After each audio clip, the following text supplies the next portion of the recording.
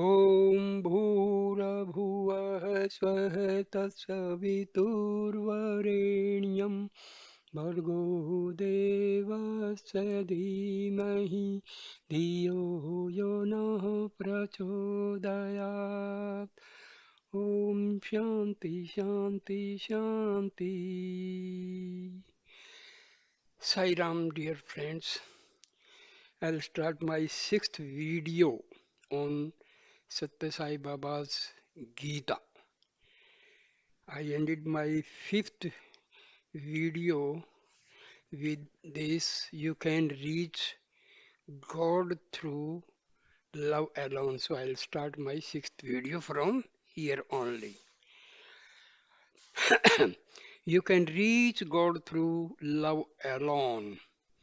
The Lord declared in the Gita, when you constantly think of me with love, I will bless you with the gift of spiritual discrimination. This will lead you to permanent union with me. I promise this to you. Embodiments of love. The buddhi is the discriminating faculty through which you can separate that which is real from that which is unreal, that which is permanent from that which is changing. This power of spiritual discernment become available only to people who have developed sacred devotion and are filled with love for God. Devotion is the royal road to attaining the highest wisdom. In truth, it is the only path leading to self-knowledge. Devotion evokes the grace of God. The Lord proclaimed in the 12th chapter of the Gita, the one who is devoted to me is very dear to me. Devotion. What is devotion? It is the steady flow of love towards God. When your love flows towards individuals or towards transient worldly things, it can be called devotion. It is really only a form of attachment. But when your love flows unceasingly towards God, the one unchanging principle behind this world of change, then your love becomes a devotion. Initially, you develop your devotion by turning towards God and approaching Him. Then you strengthen your love for God by cultivating the attitude that you are His devotee or His servant and you are surrender yourself to His will. As your love for God deepens, you progress to the stage where you feel an intimate closeness to God and experience His presence continuously. Finally, you reach the consummation of your spiritual journey when you fully realize the truth: I am God, God, and I are one. I am God, God, and I are one. In practice, devotion takes two forms. First, there is the type of devotion which involves various devotional practices and rituals engaged in by devotees, such as the traditional practice of worshipping the Lord with ritual offerings, making pilgrimages to spiritual centers, and attending spiritual functions, singing devotional songs, and studying devotional literature, and so on. These are the ordinary types of devotion. In the Gita, the Lord taught that these various practices can be considered to be of a lower type. But when your worship expands into a total absorption in God, when your love for God enters into every activity of your daily life, and you develop a flawless, sacred character, then you are expressing the higher devotion which very much pleases the Lord. There is a clear distinction, therefore, between this devotion, which is particularly dear to the Lord, and the more ordinary type of devotion. The latter uses the things of the phenomenal world to worship the Lord, such as flowers, for example, whereas, Where have these articles come from? Have you been able to manufacture them? Have you created these flowers? No, they have all been created by the Lord. Where then is the sacrifice in offering to the Lord things which He Himself has created? Such offerings will not get you very far on your spiritual path.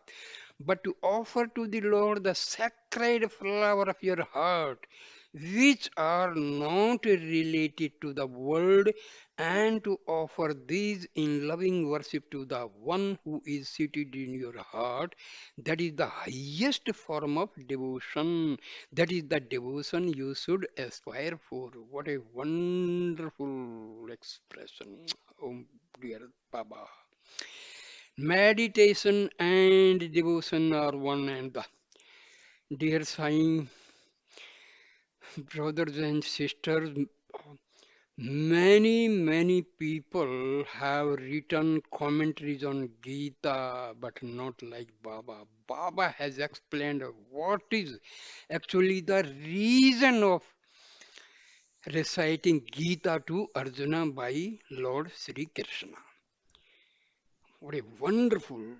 Everybody must read. Please spread this message to all Sai devotees. To understand Gita and to understand Satya Sai Baba, this book is a must for every Sai devotee. Wonderful, wonderful. Meditation and devotion are one and the same. Another way of thinking of this highest form of devotion is as the uninterrupted meditation on God alone. In the popular understanding of the word, meditation refers to concentration on an object and through that object reaching a higher state of consciousness. But this is not the correct approach to meditation. True meditation is meditation on God and only on God. Therefore, meditation and devotion are really the same. Both are the process of concentrating on God to the exclusion of everything else, thinking only of Him. Without such meditation or devotion, it is impossible to realize the constant presence of God everywhere, in everything, and thereby gain a true spiritual knowledge. You long to enjoy the fruit, but you will not be able to get it without first having the flower. First comes the blossom, then comes the fruit. Devotion is like the flower. Without first developing the flower of unshakable love for God and allowing it to blossom forth, it will be impossible for you to acquire the fruit of spiritual wisdom. This flower of love may express itself in different ways, as the following example shows. The householder and the monk. There were two devotees who both had an all consuming love for God. One was a householder leading a family life, and the other was a renunciate monk. The family man felt himself to be the servant of the Lord and always practiced the principle of total surrender to God. The great virtue of the servant stage is that through the practice of humility and surrender, the ego quickly disappears. As long as you have egoism, you will not be able to gain the sacred knowledge of the Supreme Self. Egoism can be found everywhere. Even Arjuna, whom Krishna befriended for so long and to whom Krishna gave so much encouragement, was riddled with egoistic feelings throughout his life. It was only after Arjuna threw down his bow and surrendered himself completely to the Lord, saying, "Command me, O Lord, I will do whatever you say," that Krishna taught him the highest wisdom of the Gita. So the householder started from the very humble beginning, which is associated with, "I am your servant, O Lord, I am your instrument," and he expressed his unshakable love for God that way. On the other hand, the monk expressed his love for God by seeking God everywhere he went, in everyone and in everything he encountered. He would constantly repeat, everywhere I look, I find only God. Everything I see is created by God and imbued with God. Everyone I meet is but God. I too am truly God. Because of the different circumstances of their lives, these two individuals adopted different paths to overcome the power of illusion. The householder, by following the path of a servant, became smaller and smaller until he became so small that he slipped through the clutches of that fierce tiger Maya, the terrible power of illusion which had held him in its claws. By losing his ego, he became free. For the monk, the shackles of illusion which had been binding him were broken to pieces when he transcended his ego limitations by absorbing himself in the conviction, everywhere there is only God, all is God, I too am God, I am God. Through their deep love of God, each in his own way was able to transcend the power of illusion. Wow, wonderful. I am God. If you develop within yourself the sacred and lofty idea, I am God, you will not be bothered by anything. Nothing can come in your way. Of course, it is of no use to merely utter these words. You must first overcome your body consciousness and maintain a firm control over your senses. At the same time, you must develop an intense love for God and live it by continuously identifying yourself with the divine. This will lead you to the supreme wisdom, or you can express your love for God by following the path of the servant. This will quickly remove the egoism from your heart and fill you with bliss. These are three successive stages on the way to God realization. In the very beginning, you will declare, I am a devotee of God. Here there are two entities, one is God, the other is you. The devotee God is believed to be away somewhere, and your approach will be try to find God to get closer to Him and become very near to Him. Gradually, you progress along this path, and in time you will come face to face with God. Then you say to Him, dear Lord, I belong to you.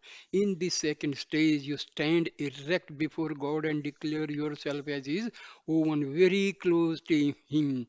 Then in the third stage, you know yourself to be one with God and you state, you and I are one. The first stage, which is characterized by the declaration, I am the servant of God, and where God is cognized as a faraway form, is dualism. The second stage, where you say directly to God, O Lord, I am your devotee, and feel Him inside your heart, is the stage of qualified non-dualism. The third stage, in which the ultimate truth dawns within you and you say to Lord, I am you and you are me, is non-dualism. At that point, there is no distinction between you and God. From the form to the formless, you commence your journey from the stage of dualism and finally end up in the stage of non-dualism. You start your spiritual practice with the very ordinary type of devotion, worshipping God with form and attributes and using rituals and external forms of worship. But then you quickly progress into the formless. You quickly progress onto the formless, the absolute aspect of the divinity. In this way, you initially develop yourself spiritually by being a servant of God, but eventually you become fully identified with God. Consider for a moment a very big circle and consider that just by its side and separate from it there is another circle, one which is very much smaller. The big circle may be thought of as God, the small one as the individual soul. Here the individual is different and distinct from God. This is dualism. When you bring the smaller circle in so that it lies within the bigger circle, you have qualified non dualism. Now the individual is part of the divinity, he exists in God. What then is the meaning of the individual becoming totally merged in God? The small circle has to broaden itself and grow bigger and bigger until it has fully expanded to the size of a big circle. At that point, the two circles are indistinguishable and man has merged himself into the God. This is complete non dualism. Surrender to the divinity within you. On the path of devotion, it is absolute surrender which makes the individual soul expand and become merged with God. It is when you relinquish your limited individuality by surrendering yourself to the divinity inherent within you that all your weaknesses will leave you and you will develop the broadness of mind that finally culminates in your emergence with God. How can you gain this understanding of your divine nature? How can you recognize the divinity within you so that you can follow its directions? It is only through steady practice that you will acquire this realization. To acquire even the smallest skills in the world, you have to constantly practice, be it reading, writing, walking, or talking. All of these are developed through practice alone. If you start your practice at the first step, then eventually you will be able to reach the last step. In this case, the last step means acquiring the supreme knowledge that makes you free. There are two types of knowledge. One refers to spiritual knowledge, the other to knowledge of the physical world. Inquiring into the various properties of an object is the ordinary knowledge associated with the world. But understanding the inner principle, the underlying basis and purpose of every object that has ever existed in the world, it is spiritual knowledge that is what can be called wisdom. This is very important quality to cultivate. Even for understanding the world in its deeper aspects, you first have to acquire spiritual wisdom. To gain spiritual wisdom, you must use your body wisely and have your mind and your sense under control. Without the body, it is not possible to perform any activity. For all types of work and activities, the body is needed. It is the basis for all practices. Use your body for the purpose of reaching your goal and in performing activities which will be useful to others. Here is a small example. Transforming desires into wisdom. Consider for a moment that you have gone on a picnic to a forest and that you have taken along all the articles necessary for cooking and preparing your food. Just before you start your meal preparations, you gather up three stones and arrange them as a base for the cooking vessel. Next, you put some water in the vessel and then you add the rice. Underneath the vessel, in between the stones, you make a fire. What is the purpose of the fire beneath the vessel? It is through the heat of the fire that you can cook the rice which is in the vessel. Without the vessel, if the rice were to be put straight in the fire, you would not be able to get the food that you want. The heat of the fire gets transmitted to the vessel and on from the vessel to the water and finally from the water to the rice. In this way, the rice gets cooked and you enjoy your meal. In this forest of life, you are searching for bliss, which can be compared to the food that you prepare. The three stones are the three basic qualities of inertia, activity, and purity. That is rajas, tamas, and purity. Tamas, rajas, and sattvic. Underlying all natural phenomena and human activities. Your body may be considered the vessel, your feelings and desires are the water, and your spiritual yearnings and aspirations are the rice. The fire which you have put between these three stones is the purifying practice which is used to acquire wisdom. This purifying fire, which must continue for some time, has to be applied to the body and through the body to the feelings and desires. These in turn will be cooked and transmuted into the highest spiritual yearnings.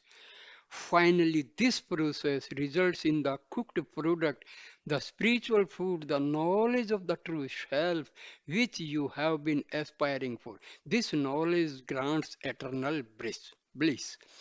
It would not be possible for you to realize such a spiritual wisdom directly in your heart state of without first going through the cooking process. Through the body and your good actions, you have to burn up your desires, transform them into spiritual yearnings. This will then lead to the realization of the highest knowledge, renouncing the fruits of your labor. The correct application of the practice of meditation is the gradual, slow, and steady control of all desires through the constant practice of love for God.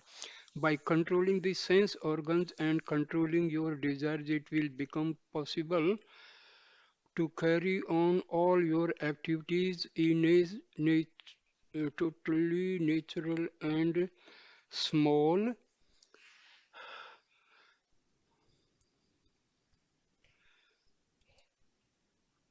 Renouncing the fruits of your labor. The correct application of the practice of meditation is the gradual, slow, and steady control of all your desires through the constant practice of love for God. By controlling the sense organs and controlling your desires, it will become possible to carry on all your activities in a totally natural and spontaneous way without expecting to reap any fruits from your labor. Actually, it is impossible to have work without fruits. Whenever you engage in an activity, there will necessarily follow some consequence or result. This is the fruit of that action. So it is not that there are no fruits, but the Gita teaches that you should give up interest in the fruits.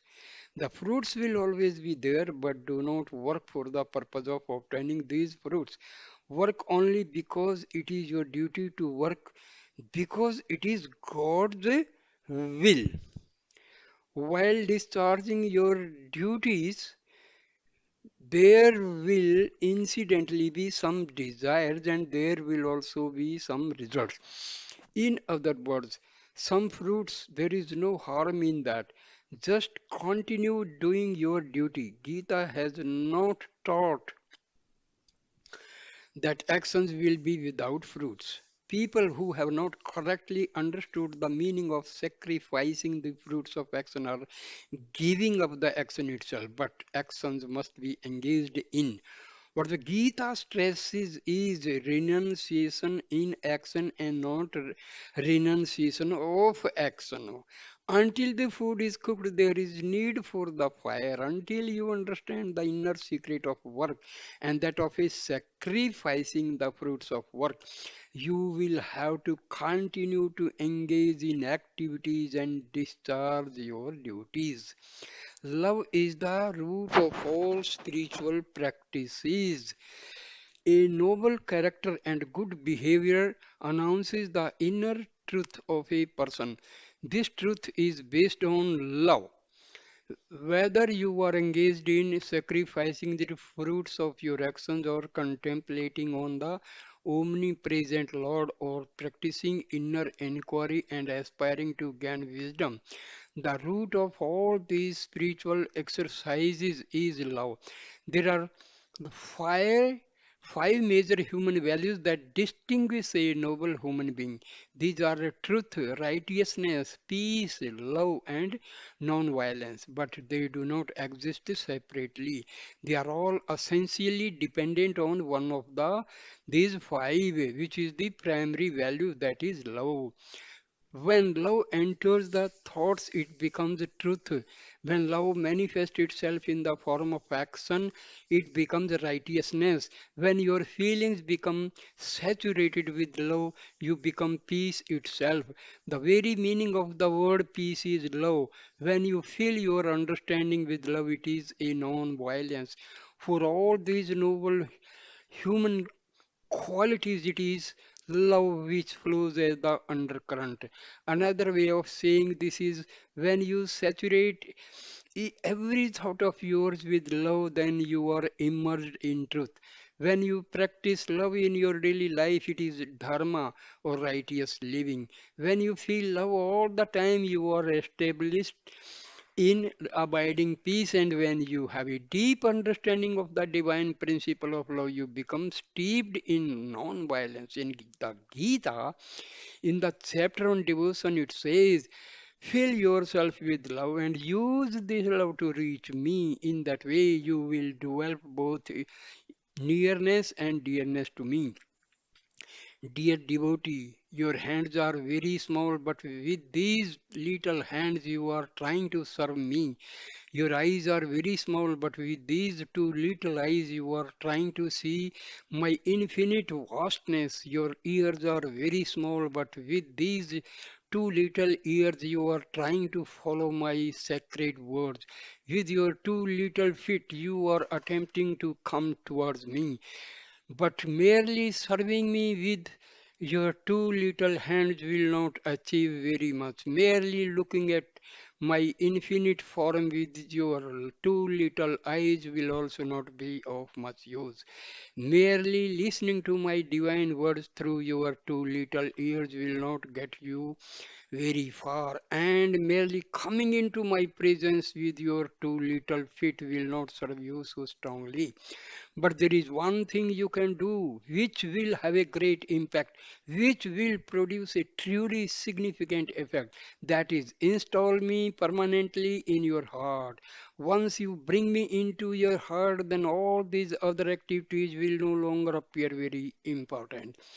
Whatever worship you have been engaged in, using your eyes and your ears and your hands and your feet, has only served to control your mind. But when you invite the Lord to enter your heart, then control of the mind and the senses become very easy. The mind and senses will become still on their own. There will be no need for any special effort to be made for sacrificing the fruits of your actions. Krishna said, once you start thinking only of me and keeping your thoughts constantly fixed on me, then I will automatically take care of all the rest. To achieve this state of total one pointed focus on the Lord, you must develop a firm resolve and unshakable faith that the Lord is ever present in your own heart. Your heart is His residence. Fill your heart with love and faith. God is always full and complete. To reach and in such infinite fullness, you must have full faith. When God is full and complete and you are not full and complete, there cannot dwell the necessary binding force that will hold you and God together. To reach the full and complete love that is God, you must also have a full heart full of love and faith. If instead you are filled with doubts, you will undermine this pure principle of love, which is your true nature. Your doubts will blemish your heart and distance you from the omniscient, omnipotent, and omnipresent Lord who is aware of your every thought. Whatever thoughts you have, fill them with Him. Think of Him with a full heart, saturated with love and faith. Then you will certainly reach Him in the Gita. He said that you will become dear to Him. When you worship Him fully with all your heart, that means seeing Him everywhere in everything. The Gita proclaimed in all of the creation, do not hate anyone or anything, for He is in every name and form. When you have the feeling of love permeating your whole being, you become very dear to Him. All the noble human qualities are already there in their fullness in every human being, but very few people are making any effort to become aware of them. They are wasting their time in pursuing only outer activities in the world, but you must also engage in your inner activities which will help you to reach your goal. For example, you perform your worship using external rituals, but you must perform your worship internally as well, offering God the flowers of your heart. Then there will be unity and harmony in your life. Once you achieve such unity in all your activities, both inner and outer, your life becomes sanctified and you will experience fulfillment in whatever you do. Love is the most important of all human qualities. In the path of devotion, it has been taught that love is the basis of everything. It is the single most important quality that has to be developed. All your thoughts must become immersed in this quality of love. Then truth will naturally establish itself in your heart. All your acts must be saturated with love, then righteousness will naturally manifest itself in all your undertakings. All your feelings must be soaked in love.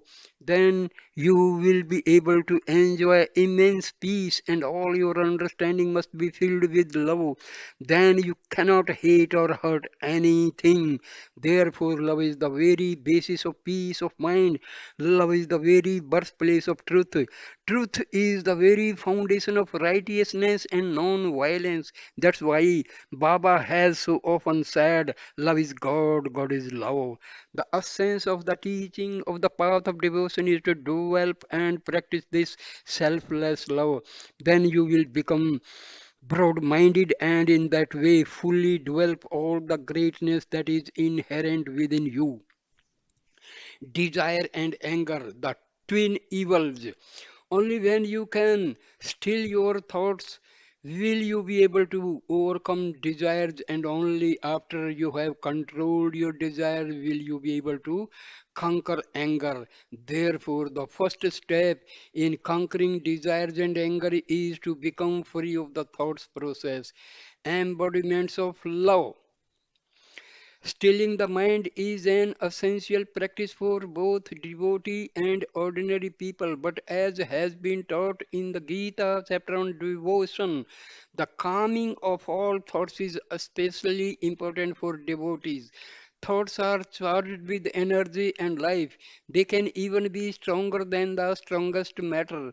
You begin thinking right from the moment of birth. The material making up your thoughts is extremely subtle. It arises from the food you eat. Therefore, if you consume food that has been sanctified, you will get only sacred thoughts. Use the sacred thoughts to destroy dark thoughts. When a person is filled with sacred thoughts, all his actions will be sacred. His words will also be sacred. Such sacred thoughts are like a sword or a sharp knife.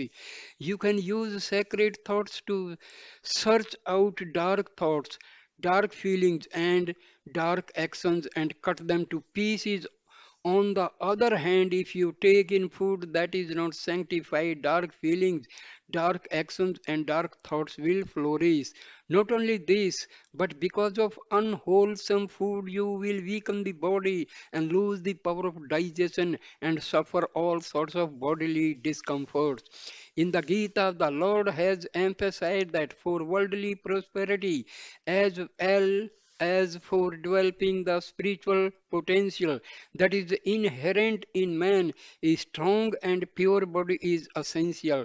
For this, it is important that only wholesome food be consumed and that it be sanctified by offered to the Lord before it is eaten. Thoughts and the thought process constitute the very form of the mind.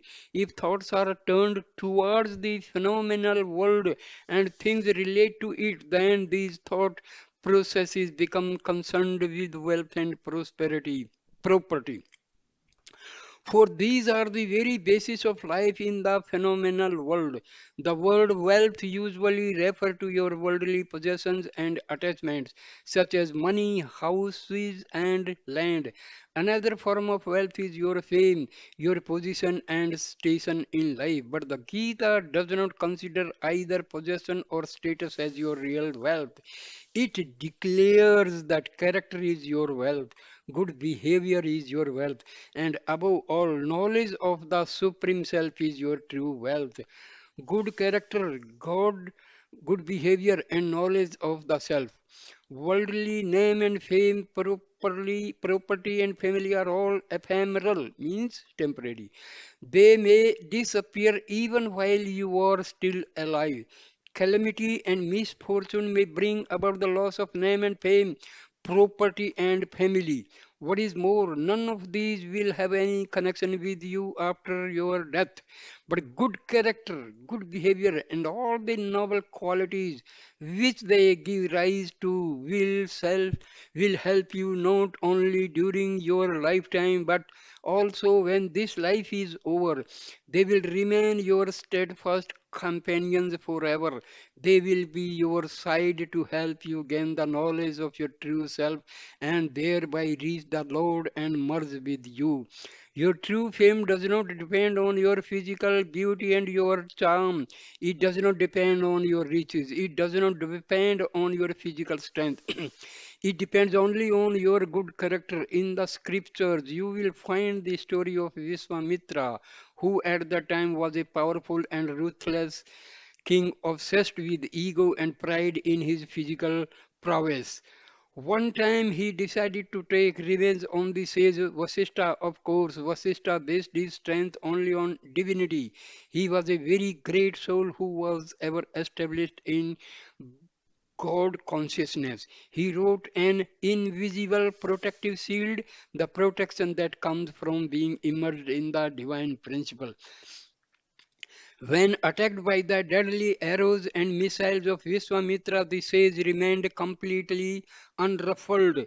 The arrows that Vishwamitra launched towards Vasishtha became utterly powerless, as if they were aimed at a mountain of stone. All the missiles Vishwamitra used broke into pieces the moment they touched Vishwamitra's body and fell harmlessly to the ground. In fact, physical strength is really a kind of weakness. Only power which is based on divinity and has the strength of righteousness is true strength. When Vishwamitra realized this, he undertook severe penance so as to reach the same lofty spiritual state that Vasishtha was always in. After engaging in prolonged austerities, Vishwamitra was finally able to acquire the knowledge of the divine and have Vasishtha himself proclaim him a God conscious sage. He was called afterward Brahmarishi, like says Vasishtha. Divine power and physical power. The Kauravas, the evil cousins that Arjuna and the Pandavas had to encounter in the Great War, together were 100 brothers. The Kauravas had also based their strength on military might. In the end, all these brothers died in the war which they had fomented, and not even a single son was left to perform the funeral rites for the parents when the parents died.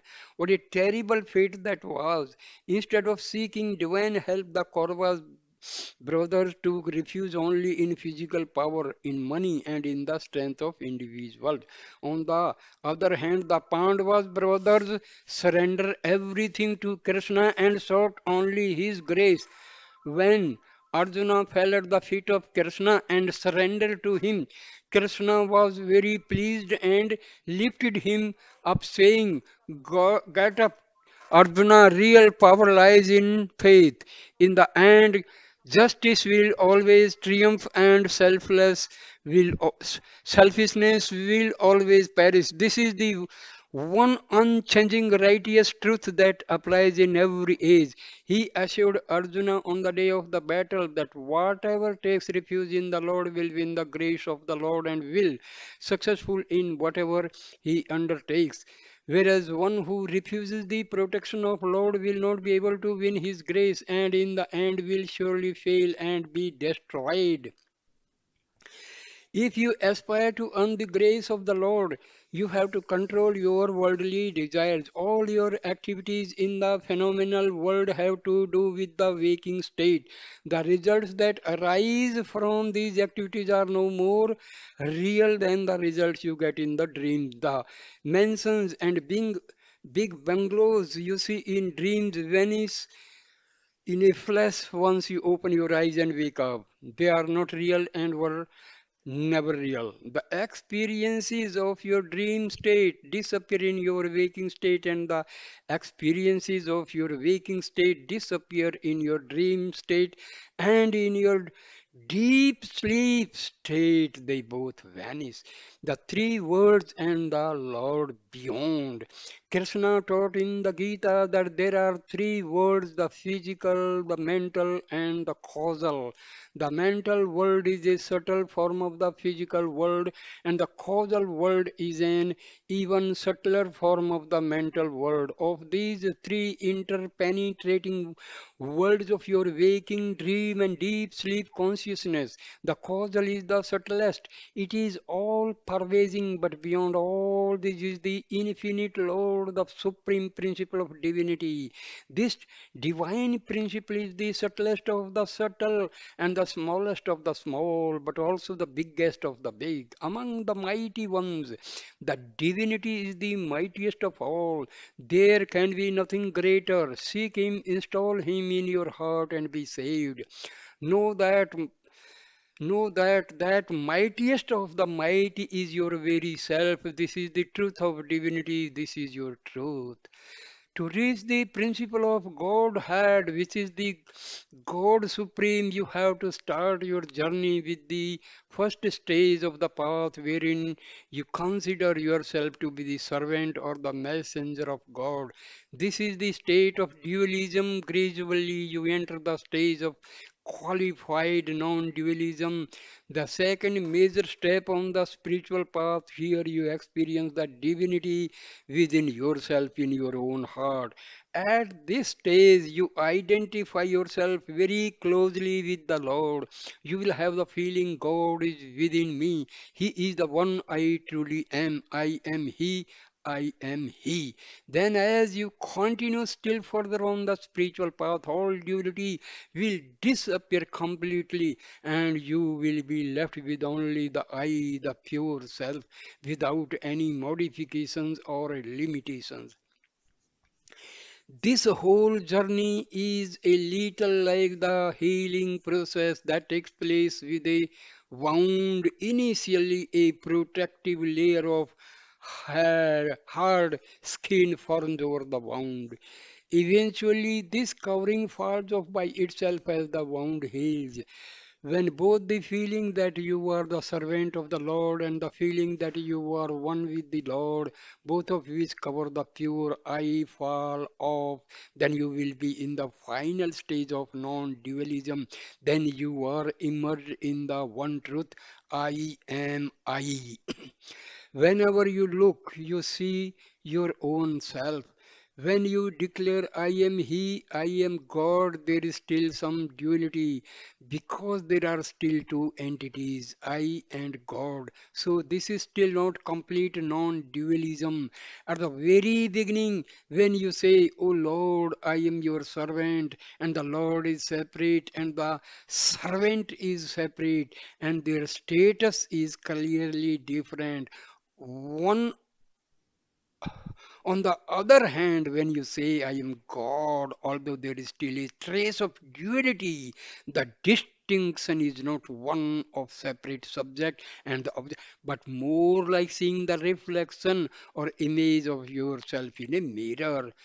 Whenever people are different, when there are many separate entities, then there will also be many different images or reflections. But in the stage of qualified non-dualism, you see only your own image everywhere because you are all there is. You are the one being self reflected as many images, just like the One sun is seen as a separate images in a number of different water-filled pots. So, in the stage of qualified non-dualism, you are alone. There is none other. The only thing that still comes between you and the divinity is the mirror. You constantly perceive your own reflection, and so you see yourself as every near and every dear to the Lord, face to face with Him. But when you perceive only the one God who is all pervasive, then where is the need for any image at all? Can there be a place where He is not? When the entire world is the mansion of the omnipresent Lord, then where should you look to find the door to enter His mansion?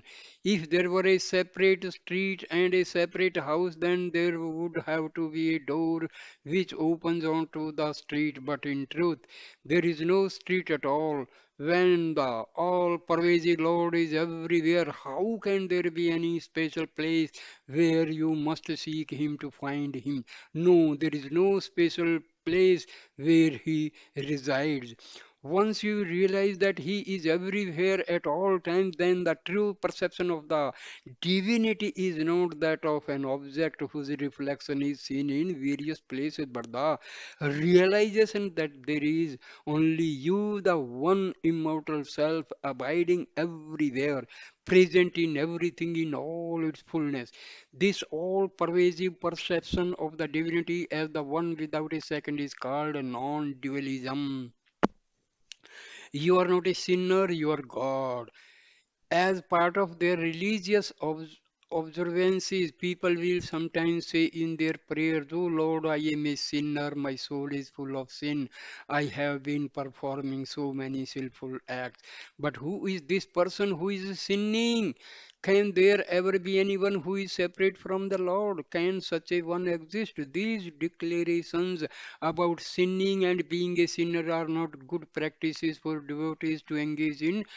Rather, you should think, in truth, I am God. I am not different from God. I am peace itself. I am love eternal. I am pure bliss without end. Keeping such lofty ideas and thoughts in your mind is the best way to reach the goal.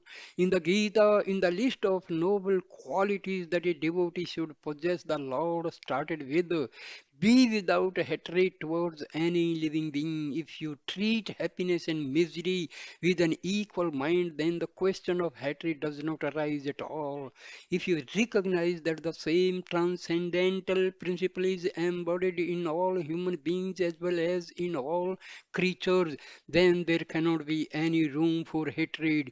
If you realize that the one divinity resides equally in all, then how could you ever hate another? Where is the other? In this contest, you might ask for whom the praise be without hatred towards any living being is intended.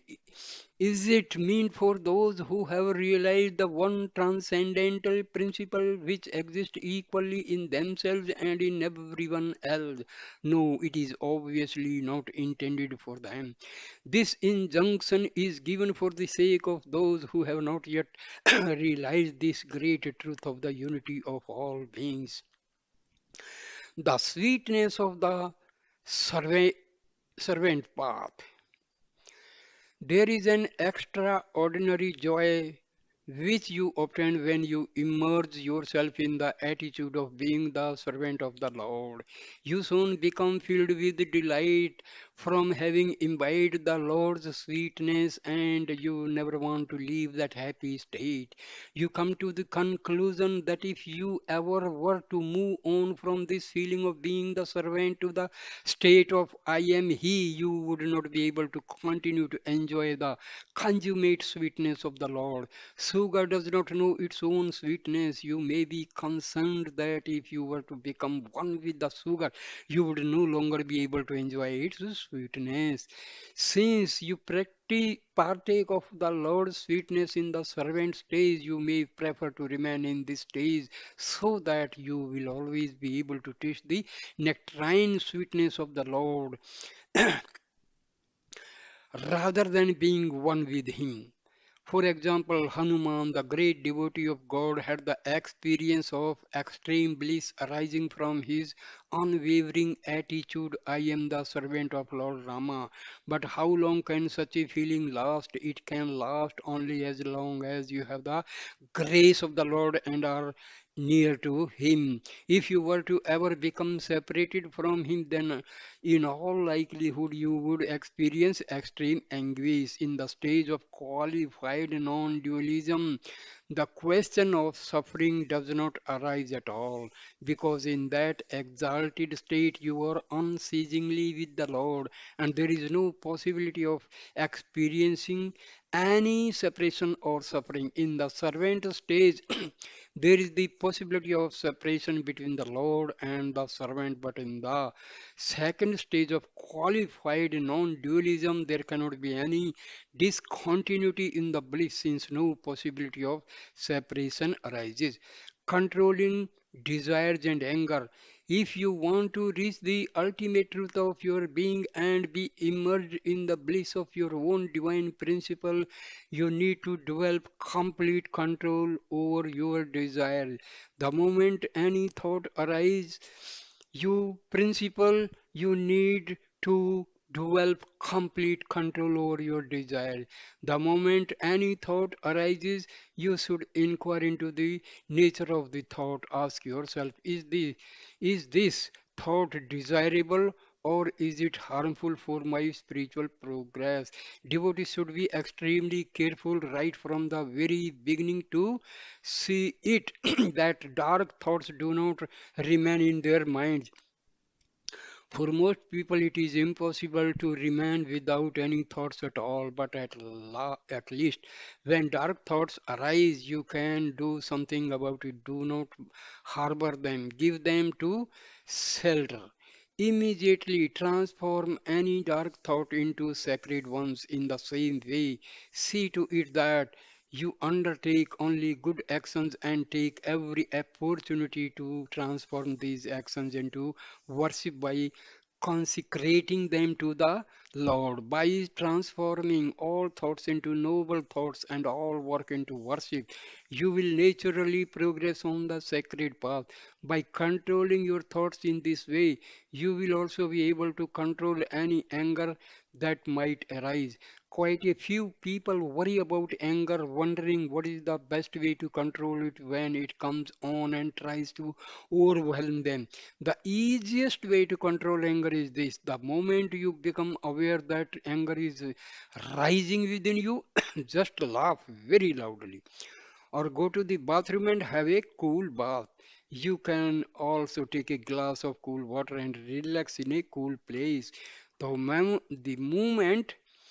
moment anger comes, it is most helpful to leave the place where you are and go somewhere else. If with all these measures you still have not been able to control your anger, then stand in front of a mirror, examine your face. After seeing your appearance, you will surely feel so much disgust that at once you will be able to control your anger. One other thing you can do whenever anger comes is to inquire into the cause of this anger. Is it justified? Remember that if someone is going to be harmed in the process of your anger, you will be committing a sin, and that cannot possibly be good for you. To undertake all these methods will be quite difficult, but it is enough to remember not to let your tongue go into action immediately after you get angry and spill out a torrent of angry words. Take some time to think things over. In a number of ways, anger weakens a person who is trying to undertake a spiritual practice. If you make some efforts to control anger, when it arises, these efforts will act to strengthen your body and purify your mind. Attraction and repulsion. The Gita declared that a weak person can never gain self realization. Therefore, in order to acquire the knowledge of your true self, it is most important that you gain full control over your attachments and hatreds, over your desires and anger. These pairs of opposites arise from the primary qualities of attraction and repulsion, which are inherent in the human psyche as well as within all phenomenal things and beings. Attraction and repulsion are responsible for everything that makes up the world. They keep you bound to the world, and as long as you are preoccupied with the world, the light of truth will not shine for you. Therefore, this attraction and repulsion for things of the world must be banished from your heart. Then the knowledge of the true self can take root there. When you have the sacred knowledge of the Atma in your heart, you will be able to enjoy peace. That fragrance of peace will spread all around you and affect everyone you see and touch. On the other hand, if you are filled with dark feelings, dark thoughts, and dark actions, these will pollute your heart and infect others with your poison. Whether good or bad, the thoughts that suffuse your heart and take shelter there will spread to others around you, and these others will soon emanate the same feelings. Sometimes there may be some difficulty in distinguishing good from bad. The real distinction is not in outer appearances and labels, but in the inner purity and intentions. If you hold a rose in your hand, which in the East is considered your sacred hand, the fragrance of the flower will not only reach you but also the people in the surrounding area. But even when you take the same rose and hold it in your left hand, which in the East is considered the unsacred hand, the rose will spread its sweet fragrance to all. You might make a difference between right and left, but for the fragrance there is no distinction whatsoever. It spreads to all who are near just as profusely from the unsacred hands as from the sacred one. Likewise, whether you are a theist or an atheist, this relates only to your own feelings and beliefs. As far as God is concerned, if you have sacred thoughts and engage in good works and good words, then even if you are an atheist, you will be dear to Him. The Lord of the Gita declared, whoever he is, if he has control over his desires and anger, if he has subdued either his attraction or his abhorrence to people and things of the world, then he is very dear to me. Character, not belief, is what is important. Indian philosophy has been classified according to those who believe in God and those who do not believe in God.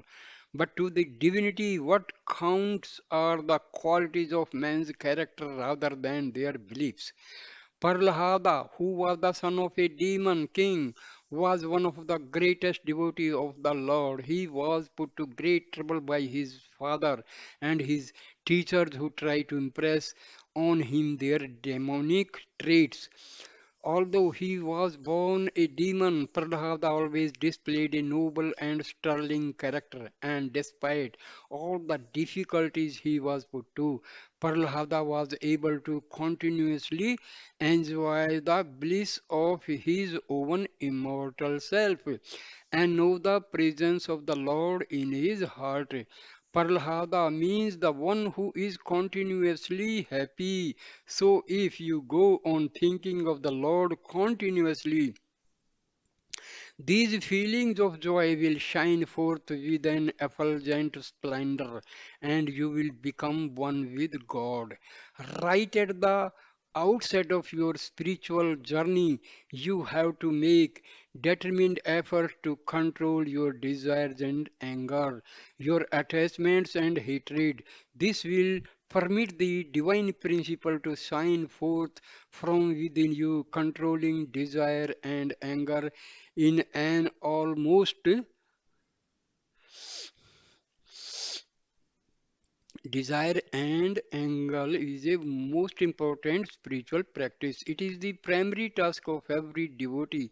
If you succeed in controlling the desire and anger, attachments and hatred, you will be able to justify your life and reach your goal. But if you allow them to remain within you, then whatever spiritual exercises you undertake will be wasted and your life too will become an utter waste. Love and sacrifice, the cure for desire and anger. Anger is born of desire, and desire arise from the thoughts. Therefore, thoughts alone are responsible for both desire and anger. Just as you cannot get cloth without thread and thread without cotton, you cannot get anger without desire and desire without thoughts. Embodiments of love. In the Gita, the divine teacher has termed the desire and anger as fire. There is danger of being harmed by fire even when it is some distance from you. When this is true for a fire that is burning outside, then how much more careful you must be when the fire is burning fiercely in your own heart. This fire of desire and anger has an extraordinary capacity to destroy all your human qualities and to express the divine nature within you, leaving only the demonic qualities raging inside. The fire of desire. Most things in the world have prescribed limits, but the fire of desire and anger is limitless in its hunger. Whatever fuel you give to fire, whether it is wood or oil or anything else, it will never have enough. But even the most destructive fire eventually burns itself out and becomes extinguished when it uses up its fuel, whereas this fire of desire and anger knows no such limitation. It has a voracious appetite that is endless. It will not exhaust itself. It cannot be appeased. It will never be satisfied. This fire of desire and anger has no contentment at all. That being its nature, is there any way to control it? The Lord declared in the Gita, you can conquer anger through love and you can conquer desire through renunciation and sacrifice. Where there is love and anger to take root, the heart is like a chair. There is room for only one occupant at a time. Therefore, only one quality can establish itself there. It leaves no uh, place for another to enter and occupy it at the same time. You must make every effort to establish love and only love in your heart. You must never allow your heart to become like a musical chair, giving room for some love at one time and for anger and hatred at other times. If you want to conquer anger through your love, then you must develop your love in a most magnificent way. Love is always prepared to shower itself freely and to overlook the defects and weaknesses in others. Love has this extraordinary quality. It lives by giving and forgiving, whereas the little ego self lives by getting and forgetting. Where there is love, there cannot be no room for selfishness, and where there is selfishness, there will be no love. Make love the dominant force in your life. There is absolute nothing in the world which you cannot achieve. When you shine with this principle of love, with love you can conquer all obstacles. Therefore, to achieve total victory over anger, you have to fill your heart with love and make love the dominant force in your life. Once you recognize that the indweller of your heart is the indweller of every heart, that the beloved Lord whom you worship seated on the throne of your heart is also dwelling in every other heart, then there can be no possibility of hating or being angry with any person in the world. When the same Lord is in every heart, how can you look down with contempt at another? Therefore, immerse yourself fully in this principle of love and establish it indelibly in your heart. It has It has been mentioned before by Baba, when love is associated with thoughts, it becomes a truth. When love is introduced into your activities, your actions become righteous. When your feelings are saturated with love, your heart is filled with supreme peace. And when you allow love to guide your understanding and reasoning, then your intelligence becomes saturated with a deep respect and caring for all life, and you manifest the quality of non-violence. Therefore, love is truth, love is right action, love is peace, love is non-violence. For all these noble human qualities, love is the undercurrent. If your thoughts are not filled with love, there will be no truth. If there is no love in your actions, righteousness will not be present. If you do not feel love in your heart, there will be no peace. And if you do not base your understanding on love, non-violence will not establish itself in your intellect. So, just as sugar is the basis of all different kinds of sweets, so also love is the basic ingredient for truth, righteousness, peace, and non-violence. Love is the divine divinity itself. Love is God, and God is love. Love is the divine power that activates everything. Through love, you can easily conquer hatred and anger. Therefore, always live in love. The nature of anger. Anger can be the source of numerous difficulties and expose you to countless problems. It destroys your dignity and undermines the principle of humanness that exists within you. Anger first enters in a very subtle form and gradually becomes all pervasive. Initially, when it comes in, it will only ask for a small bit of space.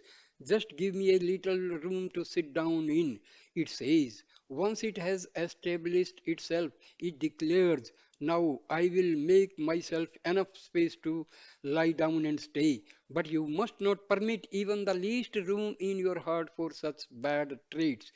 Once you let anger in, it will be impossible to get rid of it. Even if you make friends with it and give it all your wealth, it will not leave you. It is a most dangerous poison which should not be given even the least space to get a foothold within you.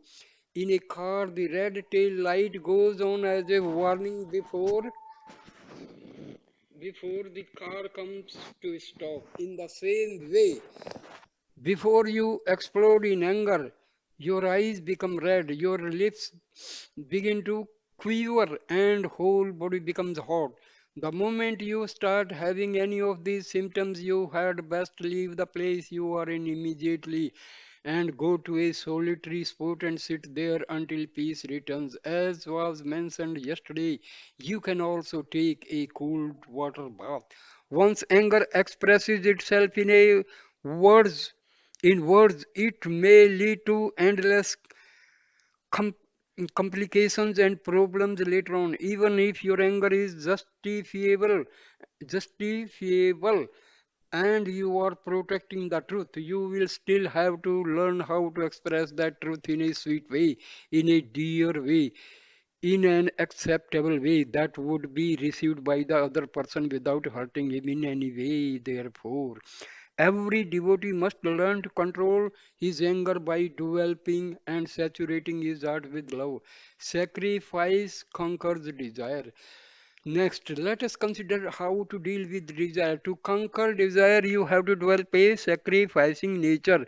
You must be steeped in renunciation. Renunciation does not mean that you give up your family and go to this forest, nor does it require you to give up all your property. Once you realize the defects in any object, once you recognize its transitoriness and worthlessness in helping you to reach your goal, you will automatically stop desiring it.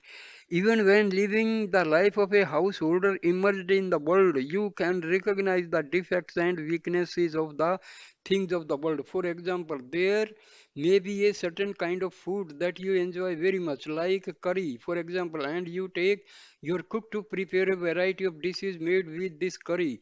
You sit down to eat. The meal is brought in, and you are about to eat it with great relish.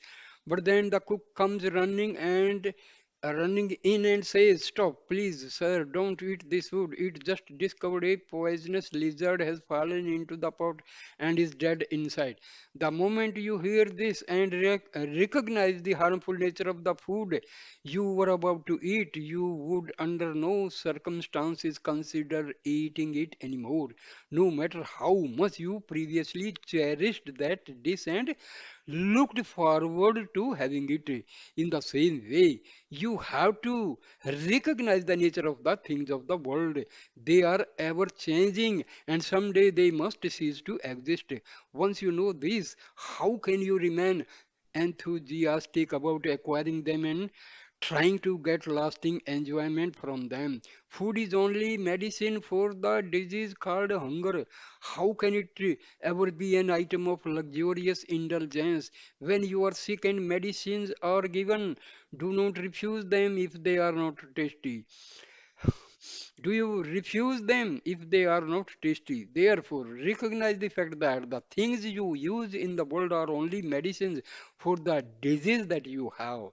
As the disease declines, the need for medicine diminishes. When you are well, you do not need to take any medicine at all. But when you are sick, you must take the right medicine which will cure you of your illness. You cannot refuse to take the medicine just because it is not very tasty, while at the same time hoping to get cured. Now you are running after all sorts of attractive and tasty things which instead of curing your ills worsen them. You rejoice that you have discovered so many delights in the world, that you are living in very happy life, enjoying many things which seem to give you a lot of comfort and joy. But these are not real enjoyments, for in the future you will surely have to face the consequences of all these indulgences you are engaging in. So here I end this video. Please, my dear Sai brothers and sisters, please like, comment, and subscribe my channel. Thank you. Sai Ram, Sai Ram, Sai Ram.